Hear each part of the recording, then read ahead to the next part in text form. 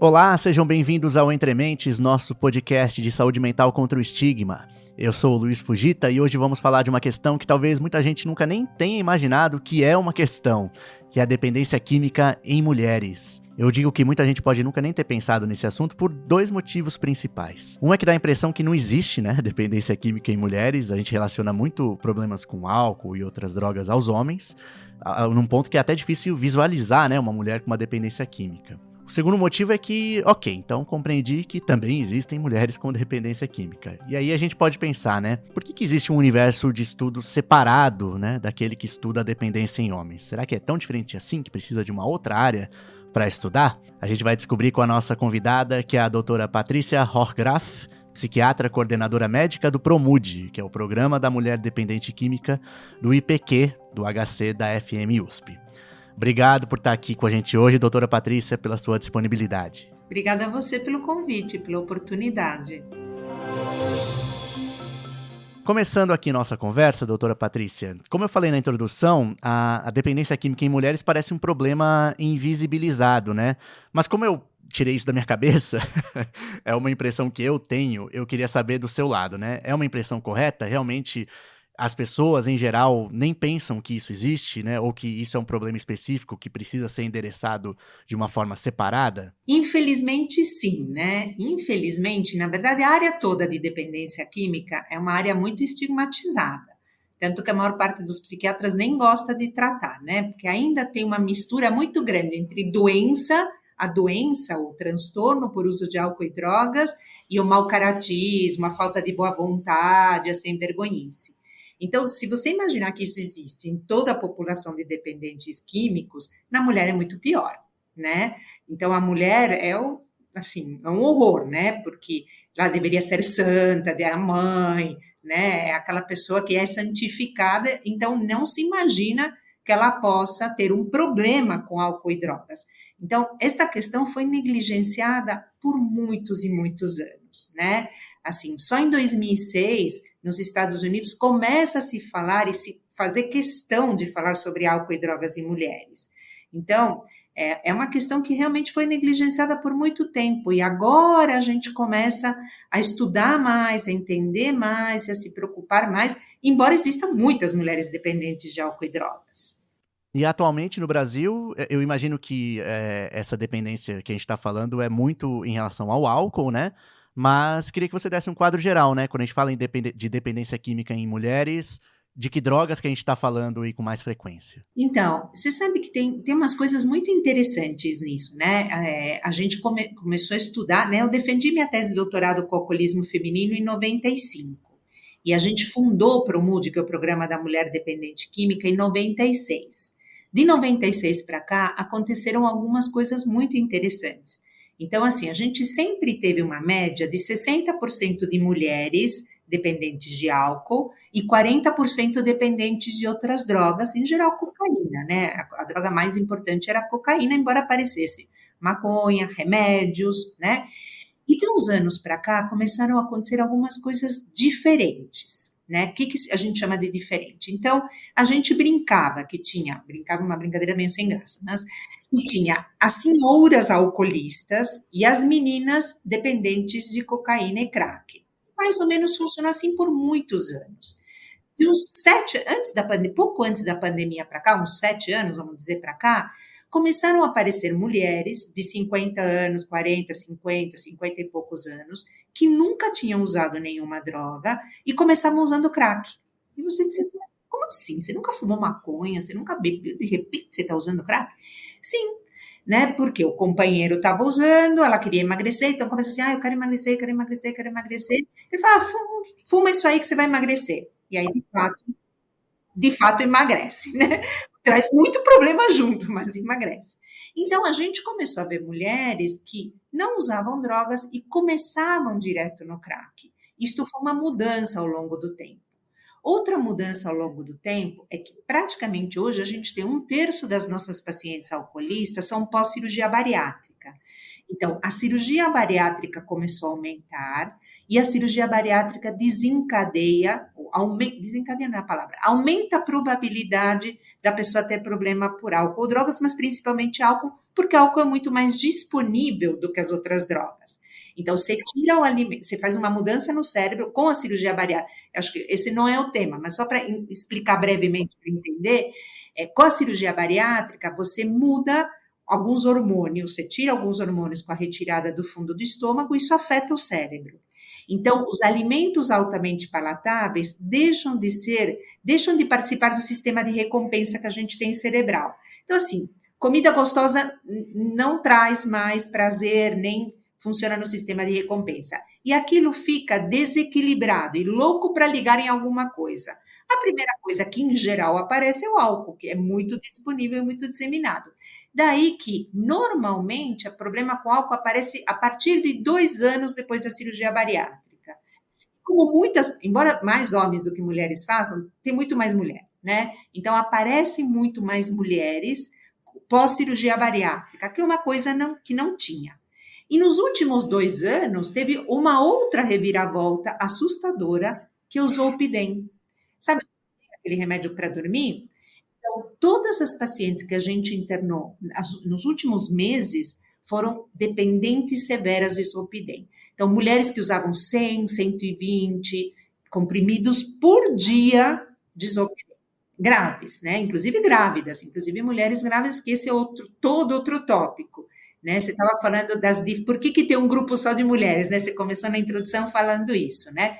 Sim, existem diferenças entre homens e mulheres, além das óbvias, né? As diferenças que todo mundo conhece, existem diferenças no consumo, na evolução do álcool e das drogas, mas tem uma questão que ela é fundamental: mulher fica grávida. Isso é uma diferença fundamental: mulher fica grávida. E a questão do uso de álcool e drogas na gravidez e no pós-parto também é uma questão importante que precisa ser cuidada e vista. Perfeito.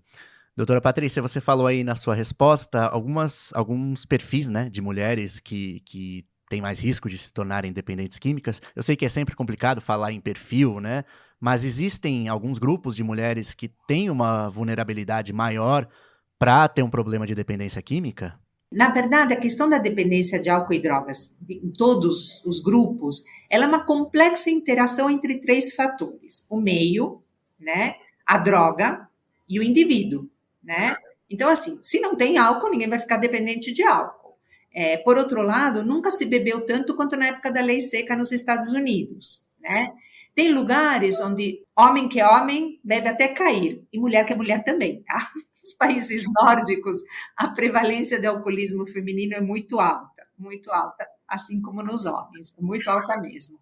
E assim você tem outras drogas, então, por exemplo, a questão do cigarro, enfim, algumas drogas têm a ver com o meio, então a disponibilidade do meio favorece ou não o consumo. A outra coisa são as características da droga. Tem drogas que são mais dependogênicas que outras, ou via de uso que é mais dependogênica que outra. Então, fumar crack causa mais dependência do que cheirar cocaína. As duas são cocaína, mas fumar ou injetar causa mais dependência do que cheirar, por exemplo.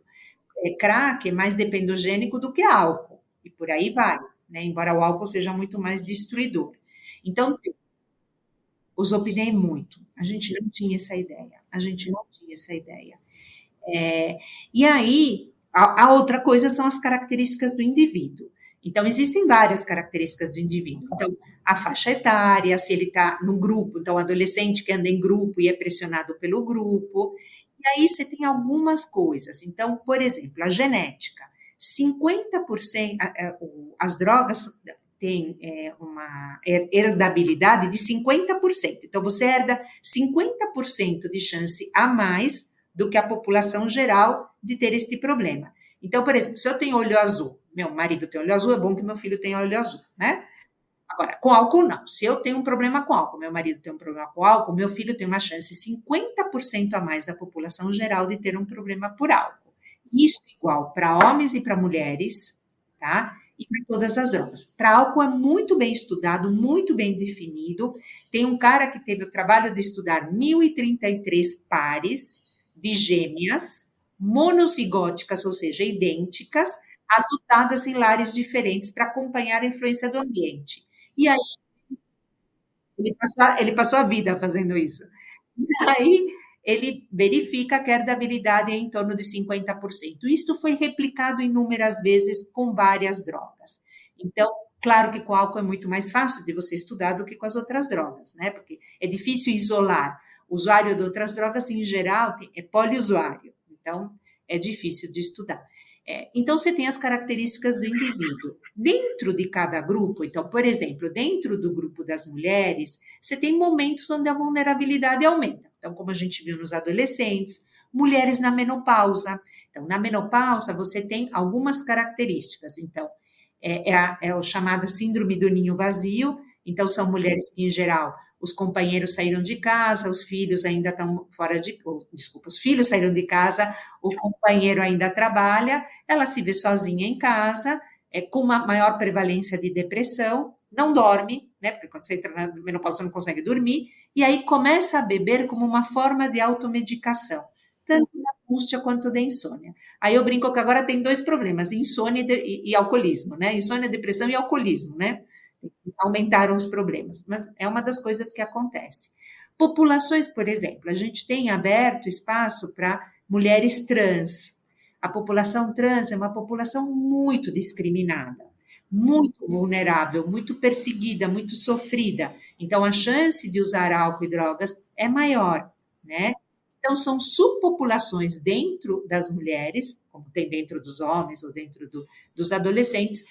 Outra população que a gente começa, na verdade, explodiu na pandemia, foram as idosas, acima dos 65 anos. A gente nunca recebeu tantas idosas quanto após a pandemia, que começaram a usar predominantemente álcool para suportar o isolamento. E, na pandemia, isso ficou muito evidente.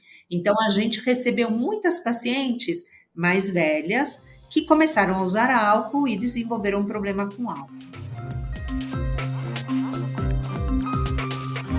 E agora sim, né, doutora Patrícia, entrando numa... Eu confesso que eu tive um pouco de dificuldade de elaborar essa pergunta, porque ela é muito grande, eu acho. Eu pensei em quebrar ela, mas não achei um jeito, né? Que seria para falar da diferença da dependência química em mulheres e em homens.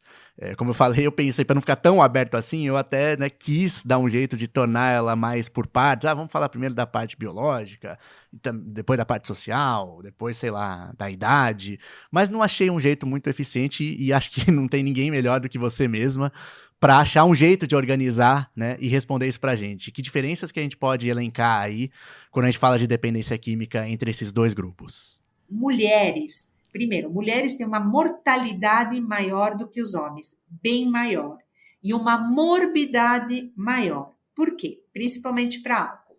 Porque mulher absorve mais álcool do que o homem, por 2 razões. Tem uma diferença na parede do estômago, então a mulher tem menos uma enzima que degrada o álcool, então ela absorve mais álcool do que o homem, e mulher tem mais gordura corpórea. Então, se você pensar, o homem tem mais água no corpo, a mulher tem menos água. Então, o álcool se dilui mais no homem do que na mulher.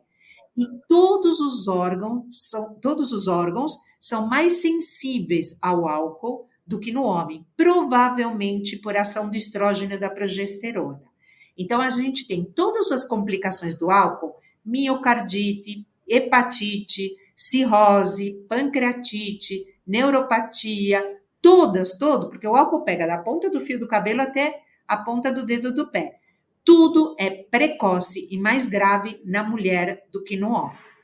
Então, só para você ter uma ideia, a nicotina, ela acelera a menopausa de 4 meses a 5 anos. Então, você tem menopausa precoce por uso de nicotina, tá? Com as outras drogas, como a cocaína, você também tem a mesma questão da diluição do que acontece com o álcool. Então, assim, as mulheres sofrem os efeitos destas drogas mais intensamente do que os homens. Uhum. Em alguns casos, antes também, né? Não, sempre antes. Sempre é precoce e mais grave. Sempre. Tanto que a mortalidade é maior, é bem maior. Então, assim, mulheres dependentes de álcool, em geral, começam a beber mais tarde do que os homens, mas chegam no tratamento com a mesma idade. Isso também acontece com as outras drogas, é o que a gente chama de telescoping effect. É um efeito mais rápido, uma progressão mais rápida. Então, embora comece mais tarde, chega antes. As mulheres dependentes de álcool e drogas, em geral, têm uma história de abuso na infância e na adolescência, abuso sexual, né? Isso também acontece com outras patologias psiquiátricas, como os transtornos alimentares, mas é diferente dos homens. As mulheres, em geral, têm comorbidade com depressão e ansiedade, mais do que os homens, que têm outras patologias como comorbidade. As mulheres, em geral, vêm trazidas ao tratamento ou pelos pais ou pelos filhos, dificilmente pela companheira, ao contrário dos homens, que são levados ao tratamento pela companheira, inclusive a visão da sociedade. Então, a visão da sociedade da mulher, do dependente de álcool, do homem, é uma coitada, é uma sofredora, né? A visão do homem que tem uma mulher dependente de álcool não é esta, é uma visão Sim. bem ruim que eu me abstenho de falar em público porque pega mal. Mas é bem julgadora, né? É muito ruim, né? As mulheres, em geral, elas bebem, em geral, tudo na média, pequenas quantidades com espaço, né? Um padrão que a gente chamava de dipsomania. Então, bebe, bebe, bebe, depois fica um tempo sem beber. O homem tem mais isto distribuído ao longo do tempo, tá?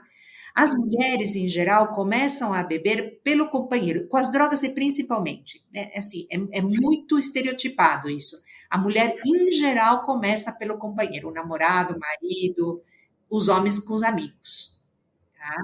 As mulheres têm muito mais questões sociais. Então, quando a gente faz grupo de terapia, a mulher, ela fala do marido, ela fala de qualquer coisa, menos da droga, tá? Ou do álcool. Ela fala do marido, do companheiro, dos filhos, do namorado, né?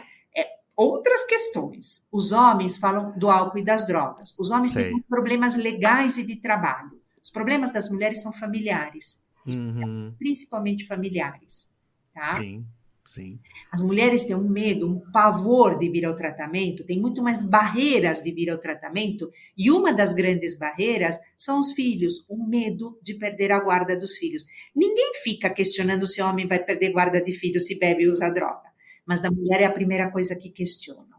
E elas têm muito medo. E muitas vezes isso acontece mesmo, tem mais é que ter medo mesmo, eu entendo esse medo. A mulher tem muito mais dificuldade de voltar para o trabalho, de encontrar... Bom, isso vale para a mulher em geral, que dirá para a mulher que usa álcool e drogas.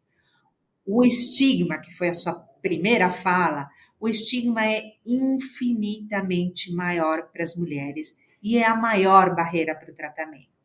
Então, quando a mulher vai buscar ajuda, em geral, ela vai buscar o clínico geral ou ginecologista, com queixas vagas de saúde, formigamento nas pernas, dor de estômago, e rarissimamente o médico pergunta para uma mulher de 60 anos se ela tem problema com álcool ou com drogas. Sim. Como não pergunta, ela não conta, porque ela tem vergonha. Então, né, começa um círculo vicioso. O médico não pergunta, a paciente não conta e fica por isso mesmo, né? Quando chega, o desastre está instalado.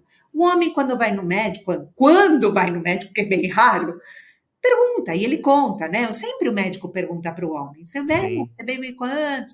Para a mulher, nunca, né? Tá mudando, mas é muito raro. A gente brincava que tinha 2 subgrupos de mulheres, como eu falei antes, o grupo das mulheres jovens e o grupo das mulheres mais velhas. Isso tem se diluído ao longo do tempo, então a gente tem uma democracia muito maior, tanto do álcool quanto das drogas, e surgem estes grupos, né?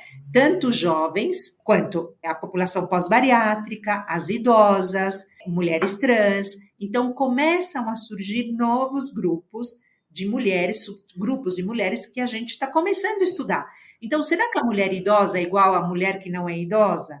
Será que a mulher trans tem as mesmas características que a mulher não trans? Então, isso é novo, mas assim, não é nem novo, é novíssimo. Sim, ontem. Ultra novo.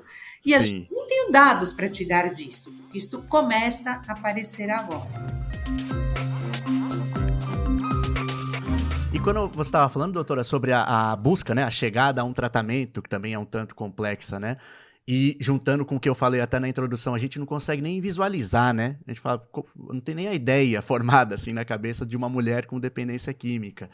Então, como que isso se expressa ao ponto de ela, enfim, em algum momento chegar ao tratamento, né? O que acontece, em geral, né? O que é mais frequente, pelo menos? Então, você sabe que até pouco tempo atrás, eu trabalho com isso há muito tempo, a gente até falava isso, né? Que Eu faço a triagem muitas vezes, e assim, você perguntava para ela e ela te dizia assim, eu fui no NA ou AA, né, que eu gosto muito dos narcóticos, dos alcoólicos anônimos, e disse assim, eu não fiquei porque eu me sinto muito mal. Não tinha mulheres, né, Sim. e aí você acaba sendo um ET. Nos CAPs, nos Centros de Atenção Psicossocial, era a mesma coisa. A imensa maioria era homem, elas se sentiam muito mal, até porque se sentiam julgadas, discriminadas. E aí, quando chegavam no nosso tratamento, que foi um dos primeiros no Brasil, até onde eu sei, foi o primeiro no Brasil, que atende exclusivamente mulheres, num dia diferente dos homens, com uma equipe diferente da dos homens. Então, elas se sentiam muito bem acolhidas. Isso está mudando, Luiz, graças a Deus, né? E talvez ao nosso trabalho, e talvez ao trabalho de vocês, de nos ajudar a disseminar Claro, este conhecimento. Hoje, eu converso com o pessoal do NA, do AA, metade já é mulher. Então, isso olha só. está mudando. Hoje, tem outros centros que atendem mulheres, né? Poucos, muito poucos ainda, mas já tem outros centros.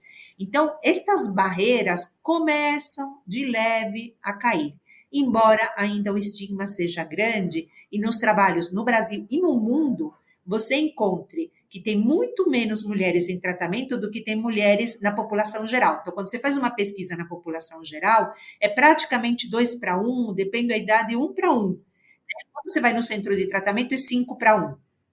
Né? Então, tem uma diferença ainda muito grande, mas começa a mudar.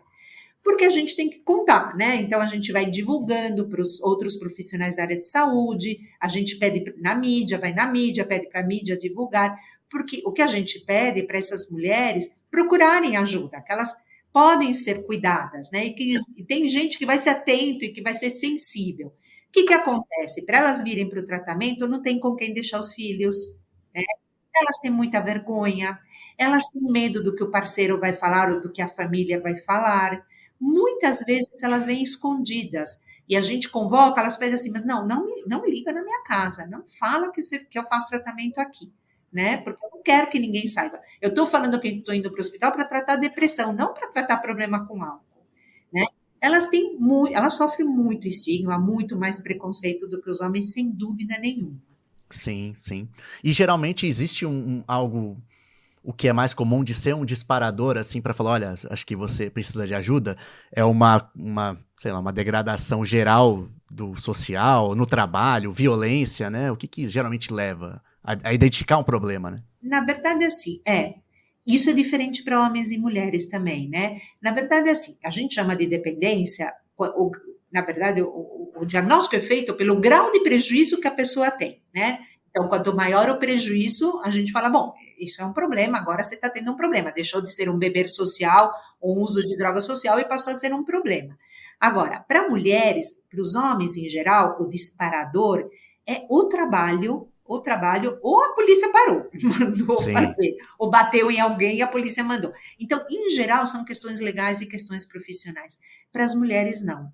Para as mulheres, elas vêm ou porque os filhos ou os pais estão muito incomodados e aí atrasem, porque ela deu vexame, porque se comportou mal, porque deixou de ir na reunião da escola, ou porque na festinha da família caiu, ou porque perdeu o companheiro, ou o companheiro começa a ameaçar, olha, se você continuar assim, eu vou embora, ou porque os filhos vão embora, ou porque os amigos vão embora.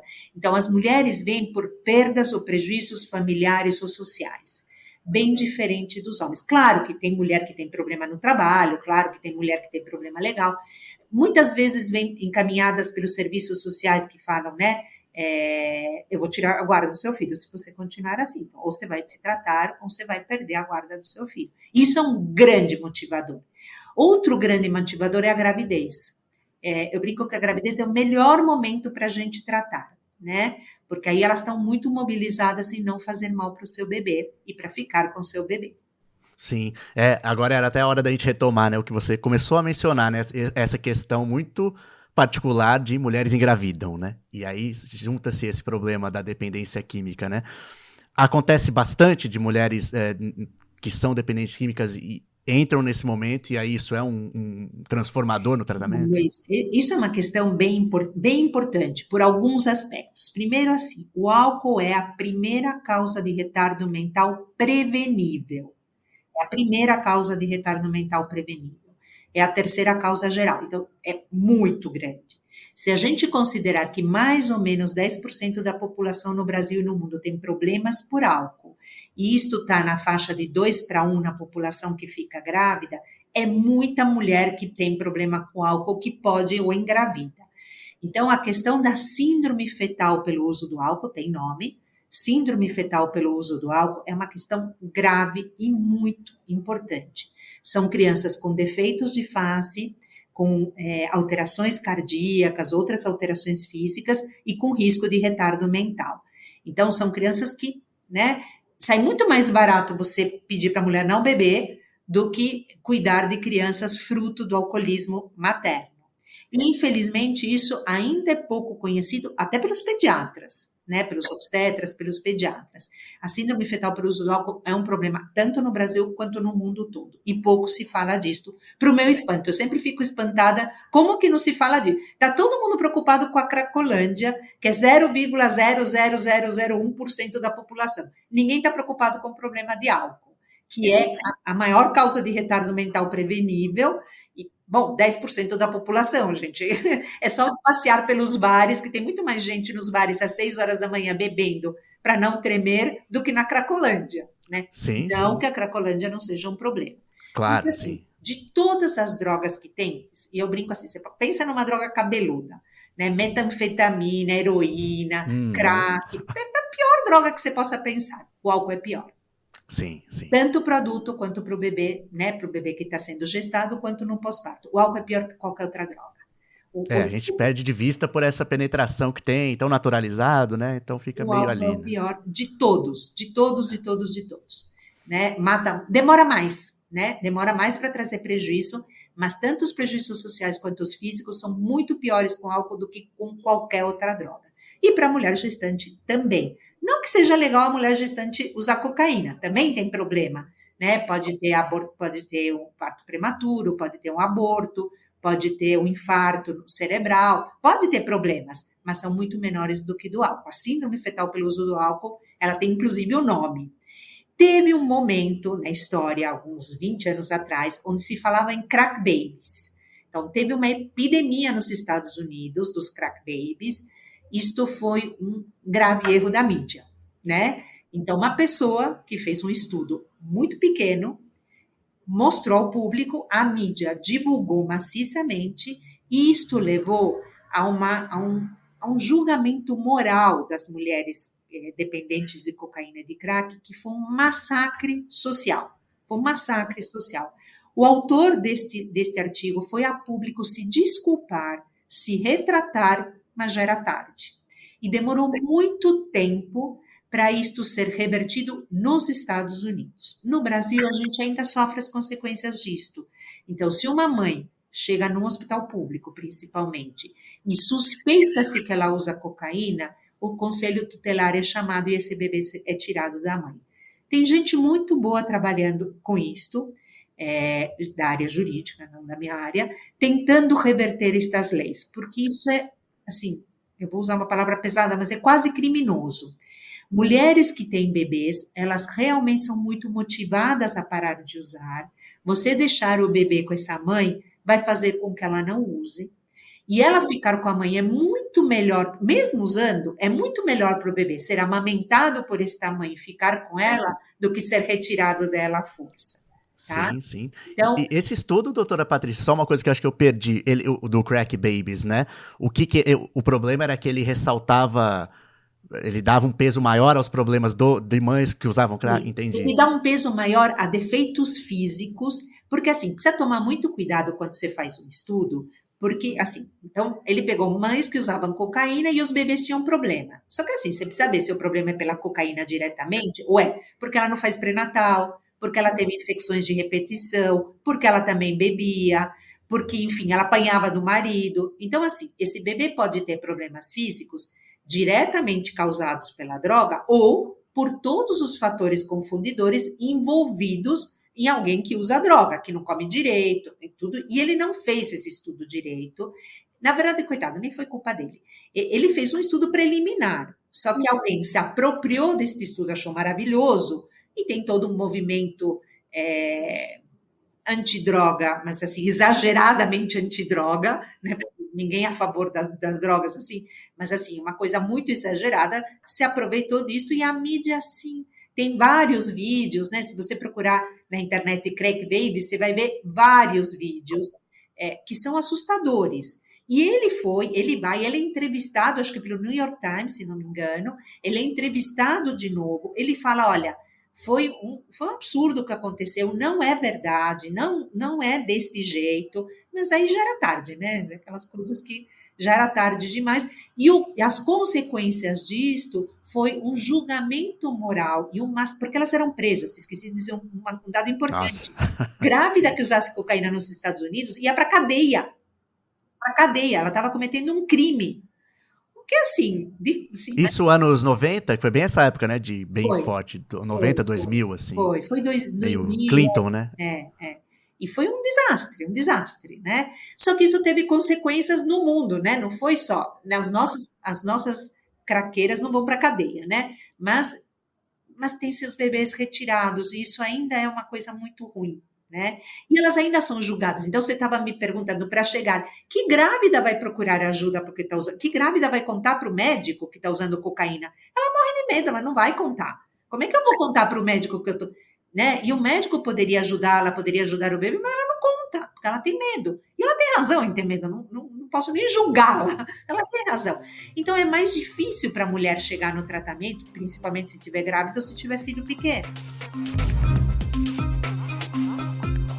Doutora Patrícia, antes da gente partir para o último bloco, que é um pouco mais sobre o tratamento, né, que se conhece hoje em dia, eu queria fechar esse que a gente está falando sobre essa parte do julgamento social, que eu acho que é bem relevante, tanto para pacientes, né, se sentirem acolhidas, que possivelmente ouçam o nosso programa, quanto para as outras pessoas que são os espectadores ou até pessoas que interajam, né, com esse público.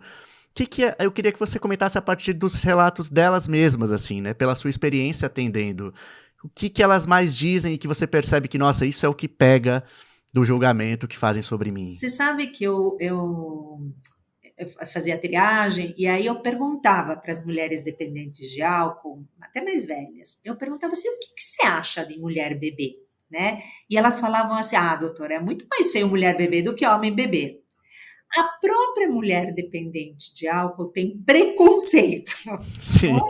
O que é muito interessante, né?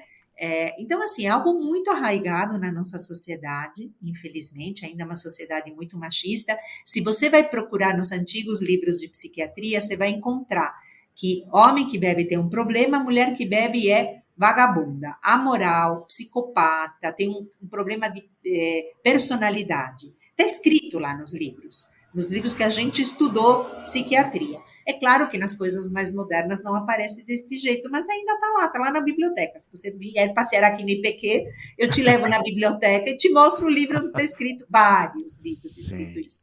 Então, o que a gente percebe é que elas também sofrem, elas sentem preconceito, além de sofrer preconceito. O que eu sinto são mulheres muito sofridas, que querem muito ser ouvidas e acolhidas, que querem muito um espaço onde elas possam deixar seus filhos para poderem se tratar, o que é muito difícil, né? Isso mesmo no consultório, mesmo aqui no IPQ, a gente vê em todo lugar. É muito difícil, mesmo no consultório, assim, com quem que ela vai deixar? Nem que sempre tem com quem deixar, sim, né? Uma dificuldade prática, né? É difícil, do ponto de vista prático, é difícil se cuidar, né? Mas para mulheres se cuidar, se ouve isso.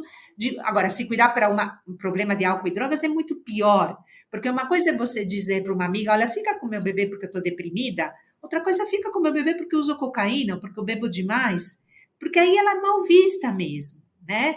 Então, eu vejo mulheres muito sofridas, muito discriminadas, que sofrem muito preconceito dos pares, dos outros pacientes e delas mesmas, né? Sim. Agora, para a nossa parte final aqui, doutora Patrícia, sobre o tratamento, né? Eu li numa divulgação até do Promude que a simples separação e ter um tratamento que só tem mulheres já era um fator que melhorava, né, o sucesso, né, do tratamento. Apesar de você falou que isso está mudando, né? Hoje em dia tem até uma mistura maior, e acho que isso tende a aumentar, mas pelo menos no momento daquele evento Era assim, né? Então eu queria que você falasse um pouco, né?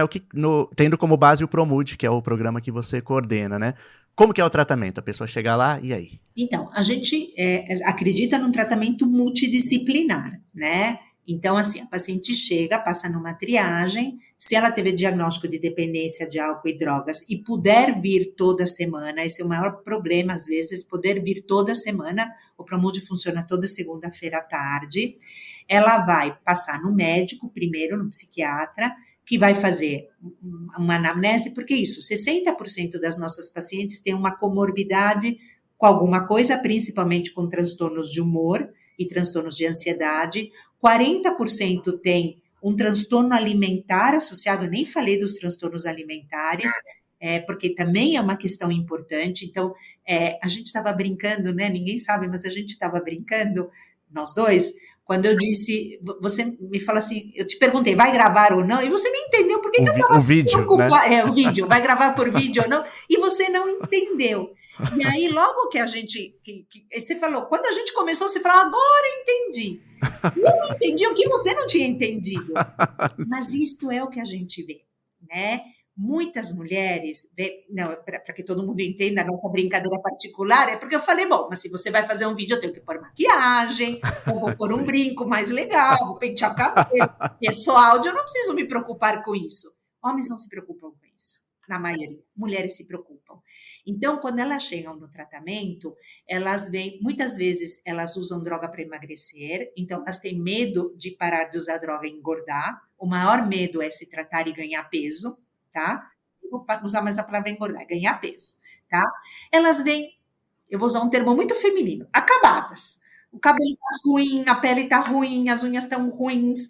Então, assim, elas passam primeiro no médico, o médico vai fazer uma avaliação da comorbidade, vai pedir todos os exames, tem muitos prejuízos físicos. Depois, elas passam por uma avaliação com nutricionista, então a gente considera nutricionista parte do tratamento. O Promude foi fundado e é coordenado desde o início pela Silvia Brasiliano, que é uma psicóloga, e por mim, que eu sou psiquiatra, e logo depois entrou a Adriana Cachani, que é nutricionista. Então, nós três coordenamos o Promude, porque a gente, de igual para igual, porque a gente entende que todas essas coisas são importantes, tanto a questão psicodinâmica, quanto a questão nutricional, quanto a questão psiquiátrica e clínica. Então, essa paciente passa por uma avaliação nutricional. A Adriana, tem outros nutricionistas na equipe, o Ariel, a Fernanda, e a Adriana sempre brinca que ela é uma consultora, não só nutricional, como estética, porque ela manda pintar unha, ela manda comprar roupa, né? O que é extremamente importante, né? A mulher é muito importante. Sim. Estas mulheres chegam com autoestima muito baixa, muito baixa, muito baixa. E esta é uma das questões principais. Então, quando a mulher chega no tratamento e conversa, que é muito diferente dos homens. Então, os homens, eles ficam lá isolados na sala de espera. As mulheres, gente, assim, não dá para acreditar. Então, você está lá e aí no consultório chega uma e fala assim, não, fulana de tal não vem hoje porque ela teve que ir no médico. A fulana de tal... Você me passa a receita para eu levar? Não, não passo a receita. Ela tem que vir aqui. É uma festa. A casa da mãe. Cria-se uma rede já. O grupo de psicoterapia, normalmente, são grupos que só se conversa no grupo, sai do grupo e ninguém fala com ninguém. Aqui não. Aqui uma vai na casa da outra, é chá da tarde. É chá da tarde, vira chá da tarde, literalmente. E tá tudo bem, né? Uma ajuda a outra, né? Outro dia tinha uma paciente trazendo fraldas para uma que não podia comprar fraldas e ia ter o bebê. Né? Ah, que legal. Que foi lindo, né? Foi muito bonito, porque não é que ela tinha tanta condição assim, mas ela gastou pouco dinheiro dela para comprar fralda para ajudar a outra, né? Ah, que demais. Então, isto a gente não vê entre os homens. Isso é uma questão muito feminina e tem que ter um espaço só de mulheres para isso. Então, assim, voltando, que eu já divaguei demais, então ela passa no médico, passa numa avaliação nutricional. Se ela tiver um problema, um transtorno alimentar, qualquer que seja, transtorno de comer compulsivo, bulimia, que são os mais comuns, ela é vista semanalmente, se não é vista quinzenalmente. O médico a vê inicialmente semanalmente, depois quinzenalmente, depois mensalmente. Todas as pacientes são avaliadas. A gente aplica escalas, até para poder ter esses dados que a gente precisa divulgar para o mundo. Então, para ver quem é quem melhorou, descobrir quais são os subgrupos de pacientes que a gente pode fazer um tratamento melhor, mais dirigido. Então, todas elas são avaliadas inicialmente mensalmente, depois trimestralmente, depois semestralmente, e todas participam de um grupo de psicoterapia. um grupo de base psicanalítica. Os grupos, eu acho que são a coisa mais importante que a gente tem, né? Tudo é importante, mas os grupos é onde elas se sentem entre iguais, né? E isso que faz muita diferença. Então, poder ser ouvida, quantas vezes a gente ouve, nossa, obrigada, eu estou sendo ouvida, alguém entende do que eu estou falando, e aí elas vêm com os bebês. A gente não tem um espaço para as crianças, infelizmente, que seria o ideal. Existe um Uhum. grupo em Ribeirão, por exemplo, que tem uma creche, que seria Nossa. fantástico. Uhum. Então, a gente pega uma estudante de psicologia para ficar com o bebê, para ela poder ir para o grupo, para ela poder Uhum. passar no médico. Então, elas passam no médico, no nutricionista, nos grupos de psicoterapia. A gente tem um atendimento familiar. A Lúcia, que é a nossa terapeuta familiar, ela tem um grupo de família. Não dá para tratar as mulheres sem cuidar da família, porque a família boicota o tratamento. Então, a gente precisa dessa abordagem familiar, que é mega importante. Boicota de que forma? Desculpa interromper. Por Ah, favor. tem umas histórias que eu vou te contar. Quando a pessoa usa droga, usa álcool muito tempo, ela deixa de ocupar aquele lugar na família. E esse lugar é ocupado por outra pessoa, seja pelo filho mais velho, seja pela irmã que veio morar junto, seja pelo marido, pelo companheiro. Quando ela para de usar, ela quer voltar a fazer o que ela fazia, mandar no dinheiro, mandar na Sim. casa. E os Voltar. filhos não acham muita graça disso, não, né? Olha só. Então, muitas vezes facilitam inconscientemente, ninguém faz isso de propósito, mas inconscientemente. Então, a abordagem familiar é importante para poder trabalhar essas relações, como essas relações foram destruídas e como elas podem ser reconstruídas. E às vezes para ajudá-las a uma separação. Então, a maior parte dessas mulheres tem um companheiro também usuário. Então, às vezes é necessário que ela entenda que ela talvez tenha que se separar. Às vezes ela não se separa de medo de não conseguir dinheiro, é, às vezes ela é abusada, né? Abusada. Às vezes só tem que mudar de lugar onde ela mora do lado do ponto de tráfego, aí precisa mudar de lugar. E às vezes a gente consegue reconstruir, né? A intenção é sempre reconstruir a família. Melhorar os laços familiares, reconstruir aquele casal, reconstruir a relação com os filhos. A intenção é sempre reconstruir. É sempre que isso fique melhor e que ela se sinta, tem uma rede de apoio. Eu achei interessante que você falou, doutora Patrícia, que o grupo, a terapia em grupo é psicanalítica, né? É. Eu acho engraçado porque parecia, até então eu ouvia falar que parecia uma coisa hegemônica, assim, que a dependência química, o negócio é TCC. Sempre ouvi uma coisa, sabe? Dependências, obsessões, sabe? A gente também. Não, o grupo são de base. Porque isso, para as mulheres, não adianta você ficar falando faça isso, faça aquilo. Ela não faz porque ela não consegue, né? Você tem que Sim. entender. Eu brinco que é como uma pirâmide. Você tem a parte que você está vendo e a parte de baixo. A psicanálise, abordagens psicodinâmicas, não é necessariamente psicanálise, são abordagens psicodinâmicas. Elas pegam a base. Mas a gente tem que cuidar, assim, é isso, né? Eu brincava que não adianta tratar uma anoréxica fazendo psicanálise, né? Porque ela vai morrer antes de qualquer coisa, né? Então, a gente tem que fazer as duas coisas. E a gente faz. A gente tem um grupo de prevenção de recaída, com base em TCC, e os psiquiatras trabalham com prevenção de recaída. Então, a abordagem... A gente não tem remédio para tratar dependência de álcool e drogas. Esse é o drama dos médicos. Não tem a pílula, que nem depressão. Você dá um remédiozinho, a pessoa... Eu sempre falo, né? Depressão depende de mim. Eu que tenho que dar o remédio certo. A dependência de álcool e drogas depende de você. E, aliás, eu cuido de duas coisas que não tem a pílula, que são os transtornos alimentares e a dependência de álcool e drogas. Não tem pílula, né? Depende de uma parceria do profissional com o paciente. Então, o psiquiatra faz prevenção de recaída. Então, identifica quais são os gatilhos, quais são as situações de risco, como desenvolver estratégias para lidar com essas situações de risco. Então, o que você conhece de TCC é feito tanto pelo psiquiatra quanto pelo grupo de prevenção de recaída. Então, a gente tem um grupo de prevenção de recaída que a gente está vendo de aumentar para ajudá-las nisso, elas adoram, e tem os grupos que sempre tiveram com base psicodinâmica, que são os grupos que ajudam elas nas relações, né? Nas relações familiares, nas relações afetivas, na relação com o corpo, né? Com o próprio corpo, com a autoestima, com a sexualidade, né? A gente brinca que ensina essas meninas a lavar calcinha, né? Porque às vezes elas estão tão mal, né? E são coisas que parecem bobas, mas assim, não dá para você se preocupar em ter um emprego se você não consegue comer e dormir na hora certa. Se você não consegue o mínimo de higiene, o mínimo de alimentação, o mínimo de sono. E muitas vezes elas não têm esse mínimo. Isso está completamente desorganizado. São dias e dias viradas fumando crack, dias e dias se entupindo de Zolpidem. Então, assim, não tem o básico. Esse básico a gente precisa construir antes, até de pensar em mais para frente, até parar de usar droga. Né? Primeiro precisa o básico e aí ajuda elas a parar de usar a droga completamente. E para terminar, doutora, eu imagino que seja um serviço muito procurado, né?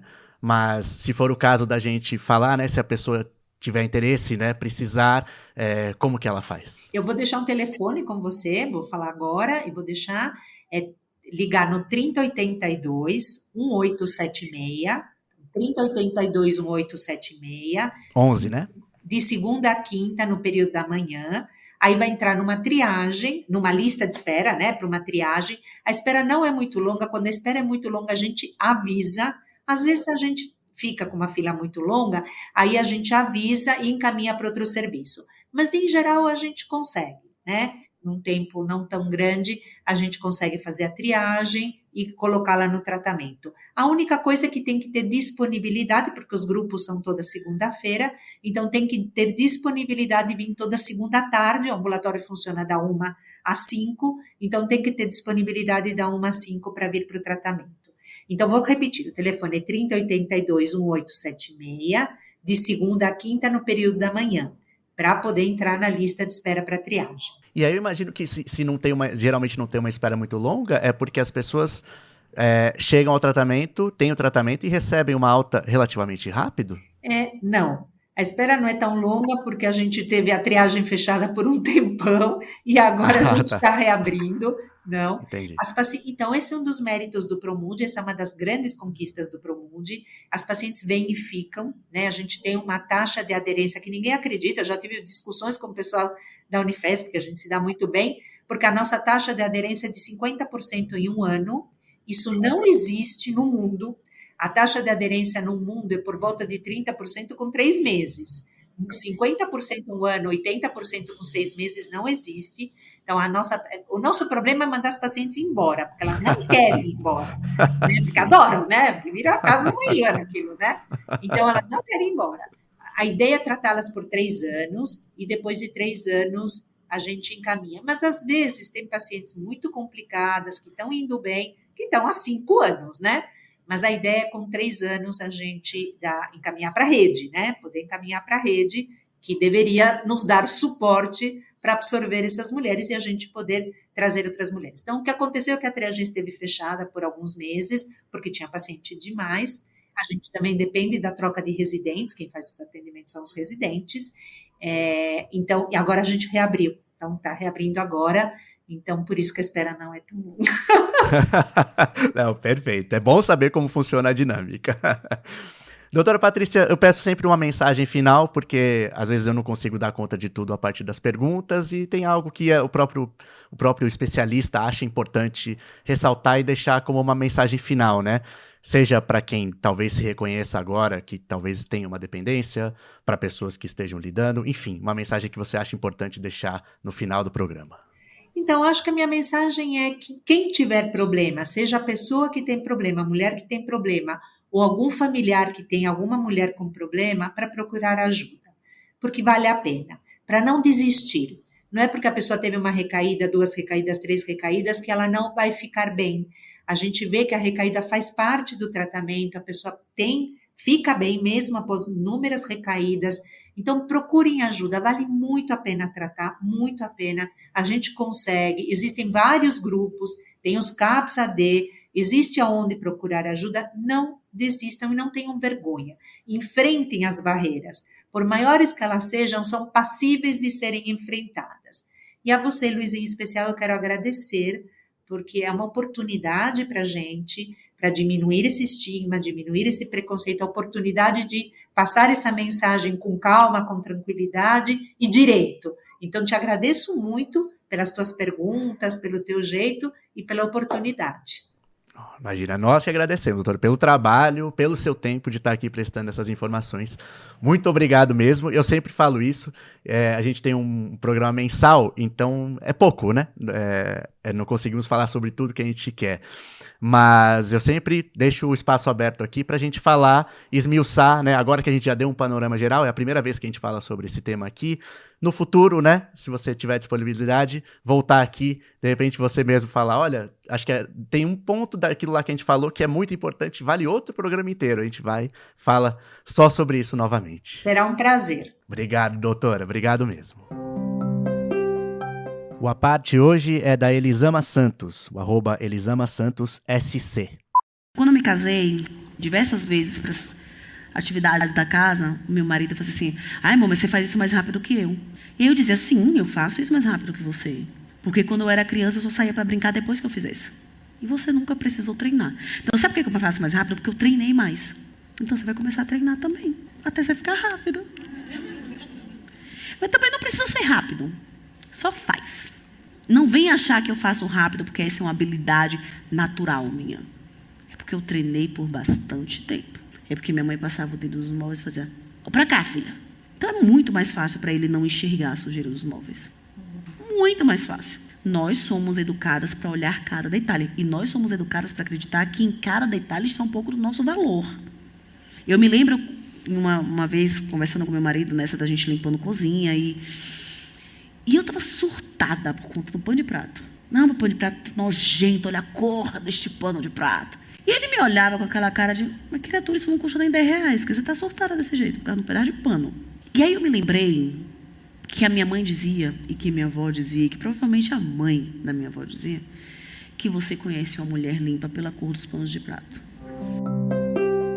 Obrigado, gente, por terem ouvido mais esse episódio. A gente vai deixar aqui na descrição o telefone, né, para quem não conseguiu pegar aí pelo áudio, para poder ligar. Então, quem se reconhecer numa situação de dependência, talvez, procure essa ajuda, ou quem tiver alguém que conheça alguém ali do círculo que possa estar com essa questão, converse com a pessoa, né, daquela forma que a gente sempre fala, com acolhimento e sem julgamento, e apresente essa alternativa, né? Se for aqui de São Paulo e tiver essa disponibilidade que a doutora Patrícia falou, entre em contato e entra nessa listinha aí para ter um tratamento de ponta, como a gente viu, né?